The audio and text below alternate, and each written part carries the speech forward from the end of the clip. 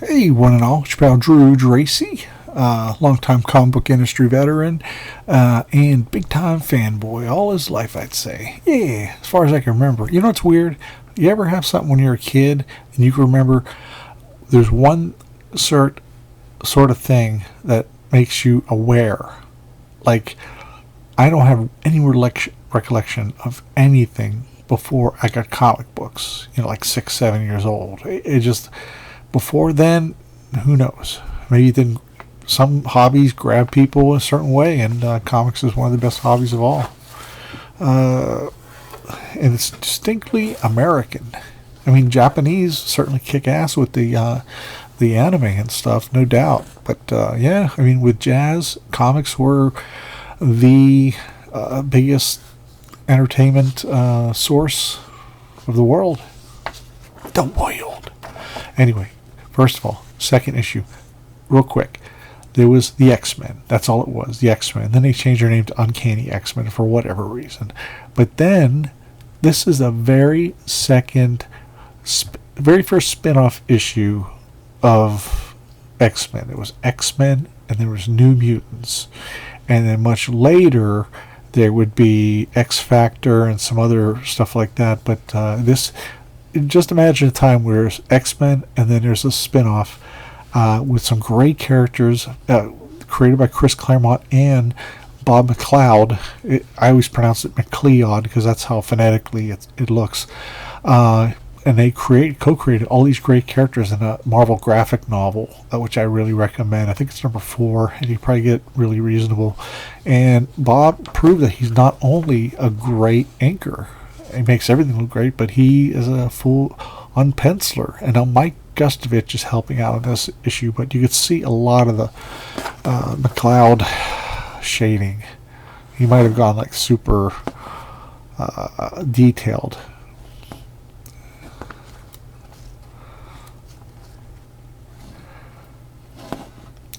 Like he does these distinctive faces. There's Sam Guthrie, there's Roberto, there's Rain or Ron Sinclair. I can't remember. What's great about her though, she grew up in a strict Catholic home in Scotland, and she was told to fear God, and her powers are they were from the devil. And she had a hard time adjusting that wasn't the case. And it took her a while to really get over that Catholic guilt because it was just ingrained on her as she grew up. Sebastian Shaw. Love that. That's Stevie Hunter, who is the dance instructor for the New Mutants.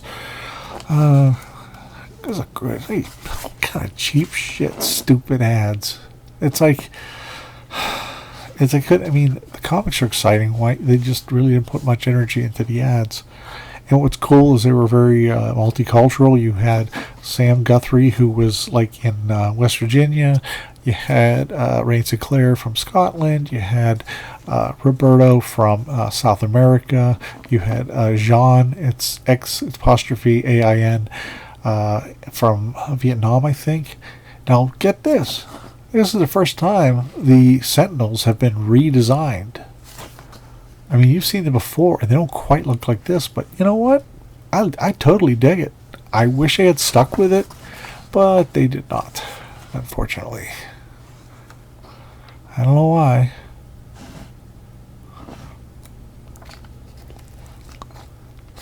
This is the best. Look at that. Roberto knocks a Sentinel to a mall. Look how hard that is. Look how that takes balls. I mean, that's just like really outrageous. Rips the head off, and they get away with Sam, aka Cannonball. But such a good book. Such a good book. Now I'm going to go into Space Ghost. This was something that Hanna-Barbera cartoons are... Steve Rude is obsessed with them. I mean, he used a lot of the inspiration or the designs, not designs, but just the feel of a sense of clarity to the imagery of Space Ghost when he co-created Nexus with Mike Baron. So he got the standard, and he was designed by Alex Toth. So goes on. Steve Rude, inked by Willie Blyberg. I've always wanted to ink Steve Rude because I honestly think he'd be, for me, fairly easy to ink because his stuff's so tight and minimalist. And I've learned how to do that hanging around the Gaijin Studio guys. But Willie Blyberg is an excellent inker. And Mark Evanier, who is a longtime TV writer and former Jack Kirby assistant, and painted by Ken Stacy, who I don't know if he's painted anything that he wasn't personally involved in. But, then you got Space Ghost Coast to Coast. So this is a decade before that. This came in like the mid to late 80s. It's just so lovely. So lovely. Oh, Metalis, I really took a liking to him. I used to draw him all the time, and I tried to change it enough that he looked like my own character, but it never happened. He still had like the ears, like the Abomination from Hulk. Really, really cool stuff. Really, really great. And it's treated straight, but fantastic stuff. And here's Hercules Unbound. This came out in 76, I think, or late 75. Now get this. Two legends. Jose Luis Garcia Lopez and Wally Wood. Good Lord. Wow. There's the old Wally Wood armpit shade, which is always cool. I'm not griping. But what a magnificent pairing. And Wood does a lot of that double lighting that he's known for. And the hair, the wispy hair, it's just it's such a beautiful thing. I just picked this up today at Dave's comic shop in Fayetteville. He bought a collection that somebody had of like 20 long boxes. So he had the $2 boxes, had tons of stuff. So I just had to get them. And they're going to go on my spinner rack. I got to find a home. It's just too much. I haven't read the whole thing yet because I just bought it. But come on, look at that. And later on, Walt Simonson would do an issue or two of Hercules Unbound, and that was kind of interesting too. It's like his little feathering. It's just so, like on the back, man, amazing stuff. Hercules. And you know what? It only lasted about, I think, 11 issues, and Jose only did the first couple, I think, and then, but you had a good round table of great artists in this short term, so it's not like you were ripped off or anything. Well, speaking of demigods, I got Warriors 3, which Marvel Spotlight, one of those books with changing characters each issue. Even though I wasn't into Thor at the time as a kid, I had to get this because it, all for one and one for fun. Coloring's great. My copy's a little kinked up though, but I don't care. It's just I have this reprinted already, and like a trade paperback, so it don't bother me any. But how about that? John Buscema and Joe Sinnott, the illustrators. Can't get any better than that, everybody. Len Wein is the writer-editor. His wife, Glennis Wein, is the colorist, and she's magnificent. She's done stuff up as late as the 90s that I just really, really appreciated.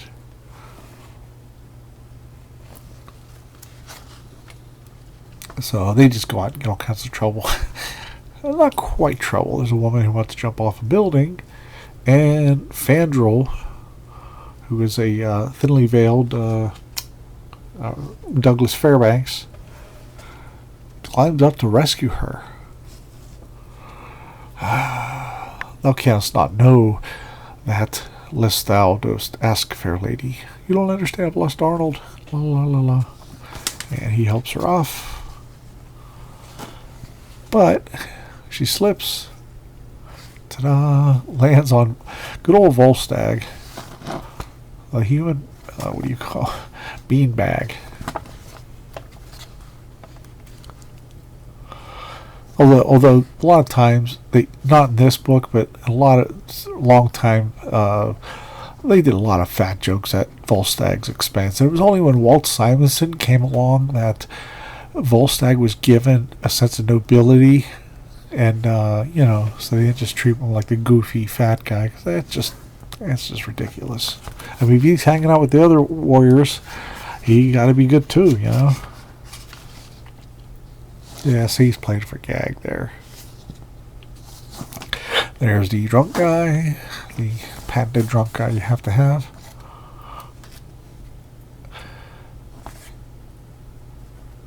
I just love it. So I says to him, if you want to know, ask me, because if Big Bull Belowski don't know it ain't worth knowing. Then prithee, good sir, but mayhap thou canst answer a question. You talking to me, Butterball? Indeed, good sir, for I wonder if thou has possibly seen... Tubbo, I ain't seen nothing, I don't know nothing. But minutes ago you said, listen, fat stuff, are you going to buzz off, or am I going to have to stuff your beard up your nose? Well, he does the old duck, clobbers the other guy, then you got a slobber knocker worthy of a Burt Reynolds movie in the 70s. I love this. He ain't going no place, at least not standing up. Wham! Fa! I say thee, begone, fleas.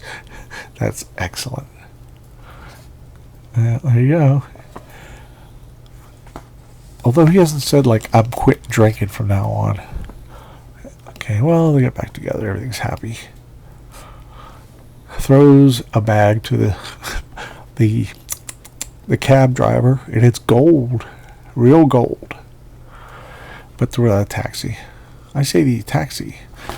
It's such great stuff. There's an issue of Thor that has Warriors 3 from a couple years ago where they're on Earth, and Volstagg's chowing down at McDonald's, and he says he enjoys the ambrosia of the the golden arches. It sounds funnier than I said it. I just blanked out for a second. Now, this is a sequel to a major part of the Kree-Skrull War. In the Kree-Skrull War, Henry Pym turned back into Ant-Man for a while, and the Vision had shut down. His systems shut down, and they weren't quite clear on why. So Ant-Man went all through the Vision's body, like all the artificial cool stuff, and I had a cough, hit the button. Well, anyway, he went all through, and Neil Adams did a spectacular imagery at the inside. Well, Steve Englehart decided to flip the script and have Vision save Henry Pym. Steve Englehart, ooh, that's kind of, oh well, I'll live. I mean, it's an extra. I mean, I've got Journey to the Center of the Ant. Well, guess what, Whirlwind? Guess the wind's taking up his sails. What is it, Avenger? And it's George Tuskov and Eclid. Again, they're like two guys I really liked at the time. And Beast is deducing that Hank Pym is growing.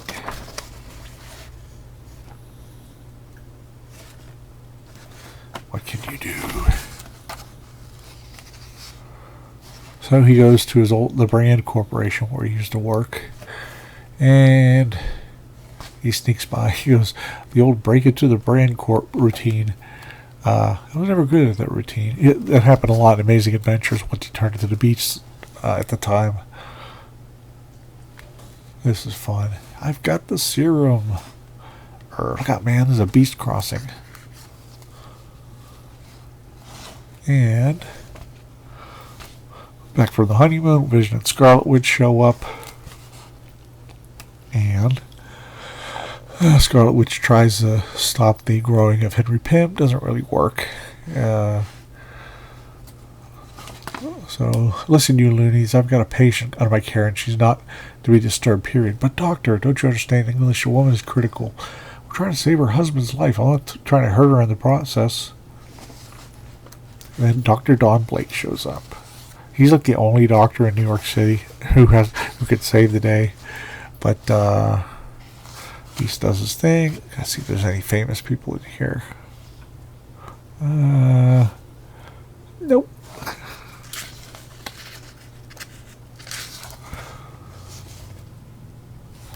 Thor does his old one-panel piss-off thing. Iron Man's got the shows. I've saved the poor guy. Holy Hannibal, Missouri. Runs down. Actually, this is the only book that I had that had a serious flaw. All the other ones were pretty tight. So, it was just an overlooked thing. I'm not going to bust on Dave because he, all the other stuff is much stronger. You know, it's a matter of averages. Once in a blue moon. Well, he's big as you can be.